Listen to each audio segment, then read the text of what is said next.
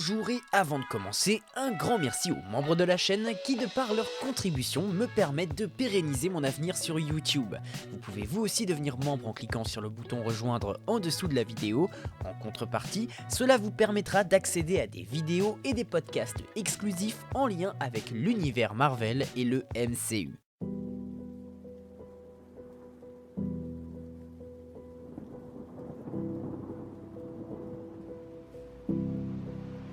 Hello tout le monde, ici le Prof Marvel. Dans ma dernière vidéo, je vous ai parlé de Spider-Man New Generations et aujourd'hui je vous livrerai mes théories sur les conséquences de Secret Invasion. Bon, voilà maintenant un mois que la série Secret Invasion est achevée et le but de cette vidéo ne sera pas de débattre en donnant notre avis critique sur le projet, on l'a déjà fait dans d'autres vidéos qui sont accessibles sur la chaîne. Aujourd'hui, on va parler de lore et théoriser quant à la suite de l'histoire. Je vous proposerai donc, comme j'ai pu le faire à plusieurs reprises sur certains projets, mes 3 grandes théories quant à la suite du MCU, théories qui seront des conséquences directes ou indirectes à la fin de la série. La géopolitique du MCU en péril. On va remettre les choses dans leur contexte. 30 ans. Pendant 30 ans, les Skrulls ont infiltré la société humaine, d'abord par l'initiative de Fury et de Talos, afin de servir les besoins d'espionnage du Shield, en échange de la promesse de trouver au peuple Skrull une nouvelle planète.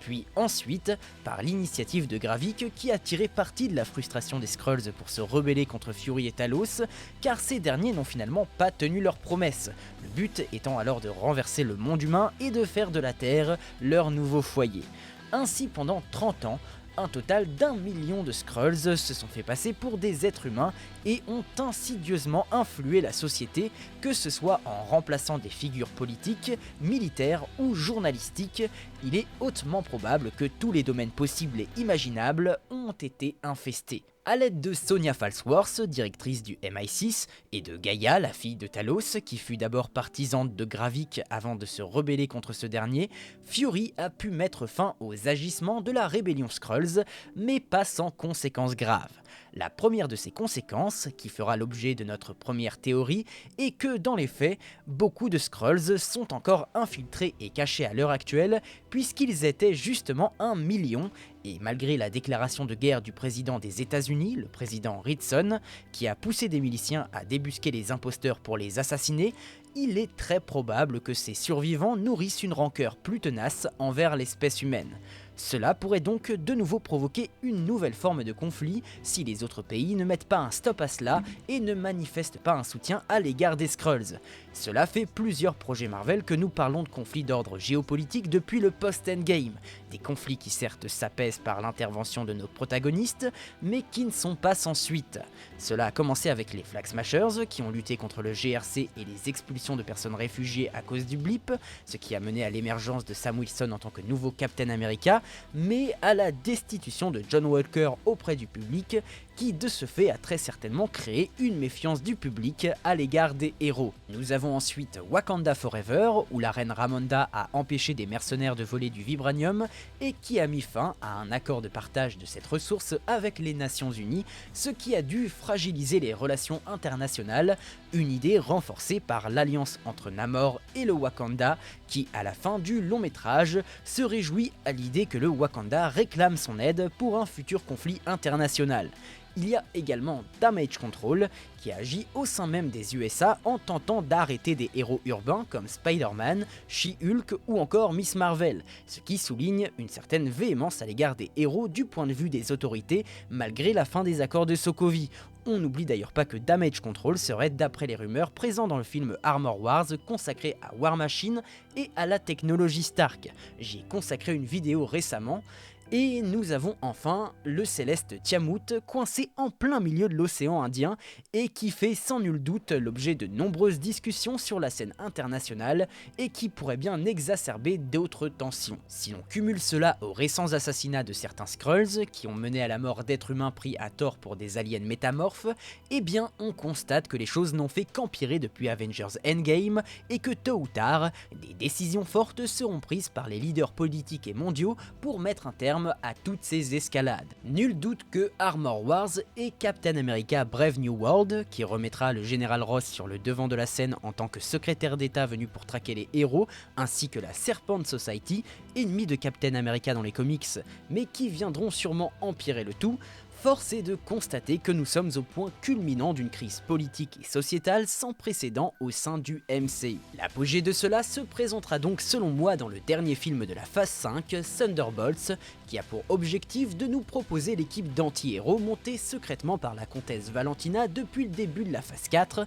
et dont nous connaissons déjà la composition grâce à une image révélée par Marvel Studios. Si vous vous rappelez de mes dernières vidéos théories concernant la comtesse Valentina et les Thunderbolts, j'avais supposé que cette dernière avait habilement agi dans l'ombre pour faire de John Walker la version super soldat pour son équipe d'anti-héros, puis qu'on apprendrait grâce à Armor Wars que son but serait d'obtenir sa propre version d'Iron Man par l'intermédiaire de Damage Control et de la technologie Stark qui seront au centre des enjeux du film. Même si on sait via les rumeurs les plus probables que l'antagoniste du film Thunderbolts sera Sentry, je ne peux que m'interroger de comment Valentina va faire accepter au gouvernement et au grand public une équipe qui, dans les faits, est composée de personnages avec un lourd passé derrière eux. John Walker a assassiné un innocent et a sali l'image de Captain America. Bucky Barnes est un ancien soldat de l'hiver qui a tué de nombreuses personnes pour le compte d'Hydra. Yelena, le Red Guardian et Taskmaster sont affiliés à la Chambre Rouge et aux Veuves Noires. Et Ghost est supposément en clandestinité depuis la fin d'Ant-Man and the Wasp. J'avais également supposé que le général Ross pourrait également rejoindre l'équipe sous la forme du Red Hulk. Il en faudra donc beaucoup pour que la pilule passe auprès de tout le monde. La seule solution pour Valentina est selon moi de justement tirer parti de tous les incidents qui ont pu avoir lieu depuis le blip et de démontrer que les Avengers ne pourront cette fois pas sauver la Terre et que seuls les Thunderbolts seront capables de prendre de lourdes décisions, une idée qu'elle a en soi déjà commencé à appliquer en voulant se débarrasser d'un Avengers par l'intermédiaire de Yelena Belova. Ce qui se passe à la fin de Secret Invasion en est un parfait exemple. Valentina peut publiquement pointer du doigt le fait qu'on ait trop fait confiance à Fury et qu'on a laissé les Skrulls s'infiltrer sur Terre pendant près de 30 ans et qu'au moment de régler cela, l'ancien directeur du SHIELD a voulu s'en occuper seul, ce qui a mené à une déclaration de guerre impulsive de la part des États-Unis et qui a fait tuer des innocents et qui a au passage prouvé une fois de plus que les super-héros comme les Avengers n'étaient pas plus utiles que cela, étant donné que Fury s'est passé d'eux. Par ailleurs, le fait même qu'il puisse encore exister des Skrulls dans la nature, et notamment des Super Skrulls comme Gaïa, pourrait laisser planer le doute quant au fait de se fier aux héros. De nouveau, Valentina pourrait pointer du doigt le colonel Rodd, qui a été remplacé et qui, comme tous les autres Skrulls, s'est infiltré dans les hautes instances pour mettre en péril le monde humain. Elle pourrait aussi pointer du doigt le fait que le Wakanda ait menacé les Nations Unies de démarrer une potentielle guerre suite à l'attaque de mercenaires sur une des bases de recherche du Wakanda au Mali au début de Wakanda Forever, et qu'un ennemi comme ce pays est dangereux au vu de sa ressource de vibranium. Tu t'es demandé ce que nous on devrait faire si les USA étaient le seul pays au monde avec du vibranium? Oh, figure-toi qu'en fait, j'en rêve constamment. Bref, je vous passe toutes les possibles et habiles manipulations politiques dont serait capable Valentina pour convaincre le monde que les Thunderbolts sont la seule réponse viable aux prochaines crises qui s'annoncent. L'idée étant qu'au moment venu, elle pourra le prouver lorsqu'il faudra s'opposer à Sentry, car elle démontrera, comme je l'avais expliqué dans mes précédentes vidéos, que seule cette équipe sera capable de prendre de lourdes décisions et de se salir les mains, car contrairement aux Avengers, les Thunderbolts ne seront pas limités par leur moralité, tout en agissant avec l'accord des gouvernements. Les événements s'apprêtent à prendre une drôle de tournure. Et quand ça arrivera, on n'aura rien à faire d'un Captain America. La réelle Secret Invasion ne fait que commencer. C'est une part de la frustration du public. Beaucoup pensent que Secret Invasion, la série, est une adaptation très infidèle du comics en question. Ce dernier nous relate que depuis quelque temps maintenant, une certaine partie de nos personnages Marvel a été remplacée par les Skrulls dans l'ombre, et lorsque l'on commence à s'en rendre compte, on tente de régler le souci, mais une ambiance générale de paranoïa s'installe entre les héros qui n'arrivent plus à se faire confiance et à différencier le vrai du faux, et le tout empire lorsqu'on se rend compte que certains Skrulls sont persuadés d'être les vrais héros et que la reine des Skrulls manipule Tony Stark en lui faisant croire qu'il est un Skrull mais qu'il a perdu la mémoire. Cette ambiance de paranoïa manque en effet énormément à la série, mais en même temps, et ce n'est que mon point de vue, il était difficile de croire qu'on pouvait fidèlement adapter un tel event en une série de 6 épisodes, même si je vous l'accorde, la série aurait pu bien faire mieux sur certains points. Toutefois, je n'ai pas passé un mauvais moment devant cette dernière, parce que je l'ai justement regardée en sachant qu'elle ne serait pas du tout aussi impactante que le comics. Vous le savez alors, au fur et à mesure de mon visionnage et de mes vidéos critiques, je n'ai cessé de pointer du doigt le personnage de Gaïa, la fille de Thanos, et qui est incarnée par Emilia Clarke, comme le personnage qui se démarquerait pour prendre en importance dans le MCU. Et ça n'a pas loupé, puisqu'elle est carrément devenue une Super Skrull, obtenant le pouvoir de bon nombre d'Avengers, et la plaçant logiquement comme la Skrull la plus puissante de son peuple après la mort de Gravik. Ici, je ne donnerai pas mon avis sur si l'idée est bonne en elle-même, mais plutôt de ce que ça implique pour le futur. Selon moi, ce glow-up de personnage ne fait que renforcer ma théorie selon laquelle Secret Invasion, celle à laquelle nous avons assisté dans le MCU, n'était pas la réelle Secret Invasion telle que l'a prévu Marvel Studios. Elle n'est au contraire que le point de départ d'une Secret Invasion plus grosse et plus impactante. Et oui, car grâce à l'obtention de ses nouveaux pouvoirs, Gaïa bénéficie à mes yeux d'une certaine légitimité pour s'imposer comme la nouvelle leader des Skrulls, sans compter qu'elle est déjà connue de son peuple, justement parce qu'elle était la fille de Talos. Ces deux éléments, combinés ensemble, me confortent dans la théorie à laquelle j'ai toujours cru dès l'annonce d'Emilia Clarke au casting de la série. Celle-ci deviendra à terme celle qui a planifié la Secret Invasion dans les comics, la reine des Skrulls, la reine Véranque. Et oui, car si on y réfléchit, ce personnage a beaucoup été mis en avant dans la série alors qu'elle n'est qu'un personnage secondaire. Pourtant, cette dernière a à la fois côtoyé les deux camps en étant dans un premier temps dans les petits papiers de Fury, étant donné qu'elle était la fille de Talos, puis dans un second temps dans les petits papiers de Gravik avant de se rebeller contre lui. Au final, Gaïa n'a pas vraiment eu ce qu'elle désirait depuis le début, trouver un nouveau foyer, puisque aucun des deux camps n'a su tenir sa promesse. Et cela a tellement mal tourné qu'elle en est venue à perdre ses parents, et même si elle avait retrouvé l'espoir par la cause de Gravik, celle-ci a déchanté devant la soif de destruction de celui-ci, qui s'est détourné de sa volonté de faire de la Terre son nouveau foyer en voulant éradiquer l'espèce humaine. Puisque aucune des promesses n'a été tenue et qu'elle a tout perdu, alors il me paraîtrait logique qu'elle décide de prendre les choses en main et d'agir différemment de ses prédécesseurs, car les pertes ont été trop nombreuses dans les deux camps et le peuple Skrull ne pourra être pleinement unifié que lorsqu'un foyer aura véritablement été trouvé. Mon second argument, qui va dans la continuité du premier, c'est qu'elle sait déjà quelles sont les erreurs à ne pas commettre, et l'une d'entre elles, c'est de vouloir confronter directement les héros. Gravik n'avait en soi pas une mauvaise idée en voulant évoluer en Super Skrull, mais le principe même d'une invasion secrète sous-entend aussi que tout doit se passer dans l'ombre, et qu'il ne doit pas y avoir de conflit ouvert et direct. Le seul moyen de véritablement battre les héros, c'est donc d'intégrer leurs rangs, de vivre avec eux et de les remplacer au fur et à mesure dans la plus grande discrétion, et lorsque tous seront remplacés, alors la pérennité du peuple Skrull pourra être assurée car le reste de l'humanité ne sera pas difficile à renverser.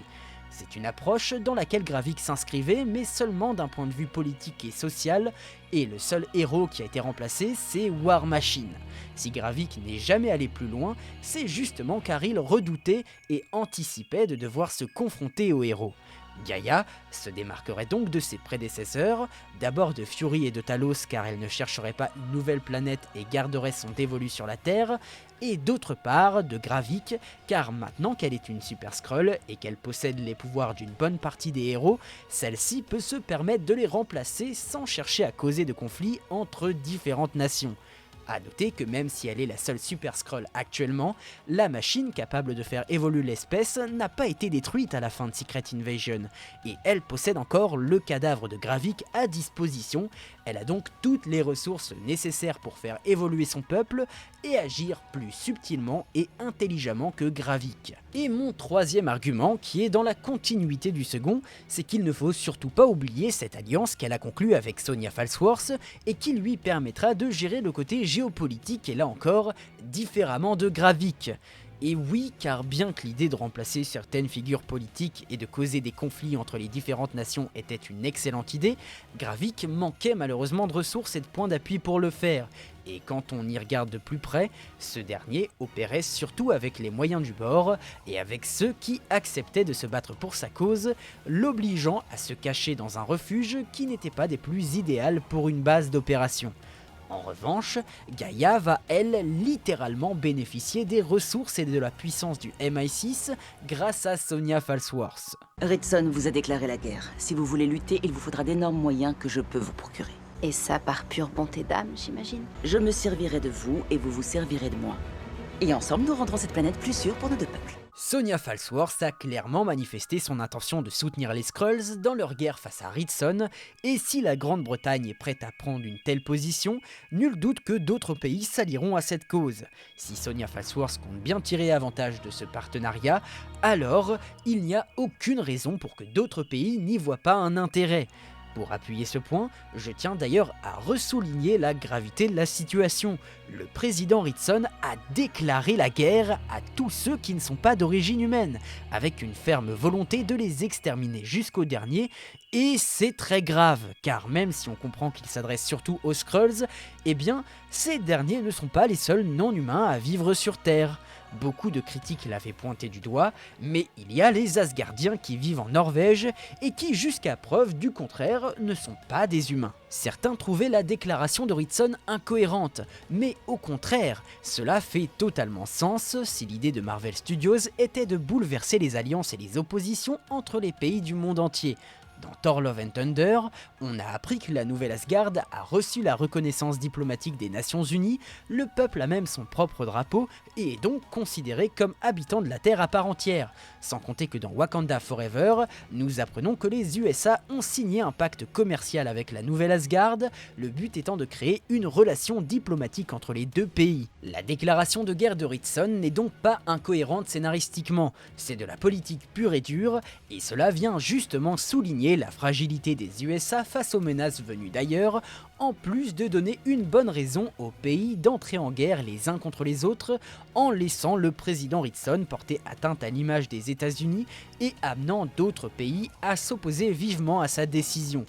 Tout cela appuierait d'autant plus la première théorie de la vidéo selon laquelle les choses sont en train de mal tourner d'un point de vue géopolitique et que cela poussera tôt ou tard les gouvernements à prendre des mesures drastiques pour calmer toutes ces tensions, comme la mise en place des Thunderbolts par exemple. Marvel Studios a donc selon moi pleinement conscience de tout ce qu'il met en place. Et d'ailleurs, si Fury se permet la réplique suivante, ce n'est pas un hasard, c'est justement pour mettre en avant la position des USA face au reste du monde. La situation était déjà tendue et vous avez jeté de l'huile sur le feu. Ça, c'est typiquement un coup à ne pas être réélu. Ritson a simplement perdu pied et admet en déclarant la guerre qu'il craint la menace que représentent les Skrulls au point de menacer tous ceux qui ne sont pas humains, et la nouvelle Asgard, qui n'est justement pas un peuple humain, pourrait très bien porter sa voix en faveur des Skrulls et de la Grande-Bretagne en rappelant justement que eux ne sont pas humains et qu'ils ont pourtant eu leur place sur Terre. Tous ces appuis politiques et nationaux, en plus de la crainte visible des États-Unis, va donc clairement donner à Gaïa les ressources que Gravik n'avait pas, en plus de lui donner la motivation nécessaire pour s'imposer comme future reine des Skrulls et faire avancer les droits de son peuple. Et si les conflits ne se règlent pas et que les Skrulls sont condamnés à ne pas avoir leur place sur Terre, alors Gaïa fera ce que Gravik n'a jamais osé faire, prendre le contrôle de la Terre dans l'ombre en remplaçant en premier les seuls capables de la défendre en cas de conflit majeur, à savoir les super-héros, ce qui nous mènerait donc à la réelle et grande Secret Invasion.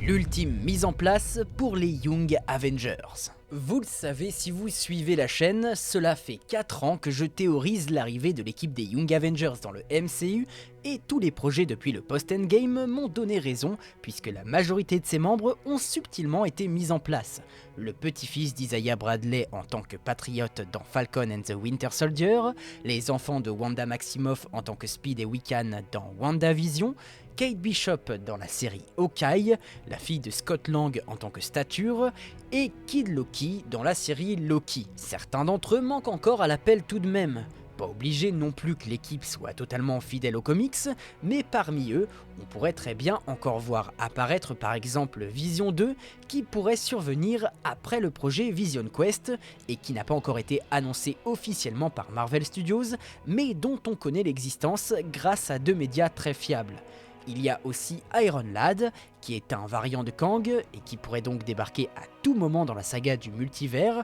au vu du nombre infini existant de Kang dans le MCU, mais celui dont il sera question aujourd'hui est un des membres les plus importants, en plus d'être le petit ami de Wiccan dans les comics, Hulkling.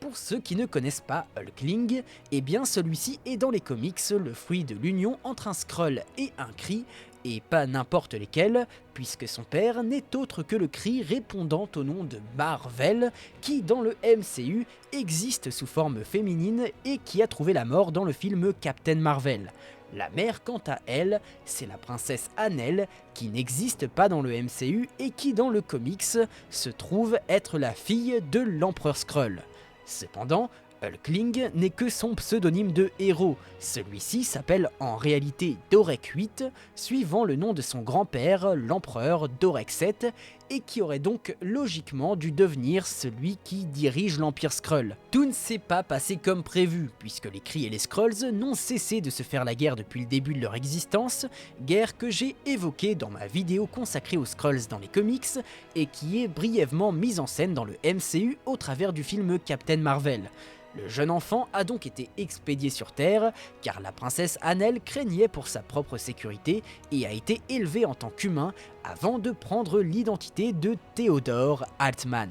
Cependant, bien des années plus tard, celui-ci a rejoint l'équipe des Young Avengers justement à cause de la Secret Invasion. Le jeune homme avait tenté de raisonner les Skrulls quant à l'invasion en mettant en avant son statut de membre de la famille impériale Skrull, mais la reine Véranque avait totalement ignoré cette tentative et avait voulu le faire exécuter. Bien des années plus tard, Hulkling est devenu la figure de proue d'une alliance entre les Kree et les Skrulls dans leur guerre face à la race extraterrestre des Kotati. À la fin de cet événement, Hulkling devient alors le roi de cette alliance et embrasse donc son destin de futur dirigeant des Skrulls. Vous l'avez donc compris, je pense que la série Secret Invasion du MCU a posé les bases pour l'introduction du personnage de Hulkling, dernière pierre manquante à l'édifice des Young Avengers. La petite difficulté, c'est que celui-ci ne semble pas encore exister, et si celui-ci est amené à naître, alors il me paraît difficile que celui-ci puisse devenir membre des Young Avengers pour l'instant. J'ai donc imaginé 3 possibilités. La première, qui va totalement à l'encontre de ma seconde théorie, c'est d'imaginer que Gaïa ne soit pas une adaptation de la reine Véranque, mais bien de la princesse Annelle, la mère de Hulkling. En effet, quand on y regarde de plus près, la position qu'elle occupe au sein des Skrulls est assez similaire à celui de la princesse Annelle. Même si dans le MCU il n'y a pour l'instant pas de famille royale à notre connaissance, elle est la fille de celui qui dirige le peuple des Skrulls, Talos, tout comme Annelle est la fille de l'empereur Dorek VII. L'idée serait donc d'imaginer qu'il y a des années de cela, elle a eu une liaison avec un Kree et qu'elle a caché Hulkling sur Terre. Et aujourd'hui, grâce à l'initiative de Fury et de Vara, sa femme, pour engager des négociations de paix entre Skrulls et Kree, Gaïa pourrait bien être tentée de révéler l'existence de son garçon, dans un premier temps pour lui permettre de vivre plus sereinement et de ne plus avoir à se cacher parmi les humains, et dans un second temps, pour montrer qu'une union entre les Kree et les Skrulls est bien possible, car Theodore Altman en serait la preuve vivante, et deviendrait de ce fait le symbole de cette paix entre les deux peuples, comme dans les comics. Et on pourrait ajouter plus de profondeur à ce récit en imaginant que le garçon ne souhaite pas devenir ce symbole et prendre la tête du peuple Skrulls dans le futur, car celui-ci aurait vécu et grandi parmi les humains, il se sentirait donc attaché à ces derniers, et sa mère pourrait être tuée dans un événement quelconque en lien avec les Kree, détruisant toute possibilité de paix entre les deux peuples, et poussant le jeune homme à rejoindre les Young Avengers pour d'une part consolider sa volonté de rester auprès des humains et d'autre part de ne pas prendre part dans ce conflit car étant à la fois un Kree et à la fois un Skrull, il serait en vérité incapable de choisir un des deux camps. La seconde possibilité que j'imagine et qui matcherait au contraire très bien avec la théorie de Gaïa en tant que Véranque reine des Skrulls serait que l'on apprenne que dans le passé, Marvel a eu une liaison avec un Skrull qui dans le MCU serait une adaptation masculine de la princesse Annelle et que l'enfant aurait été caché sur Terre grâce à Fury et Captain Marvel. Cela expliquerait d'ailleurs plus en profondeur la volonté de Marvel d'avoir voulu aider Talos et sa famille à trouver un nouveau foyer avant de mourir,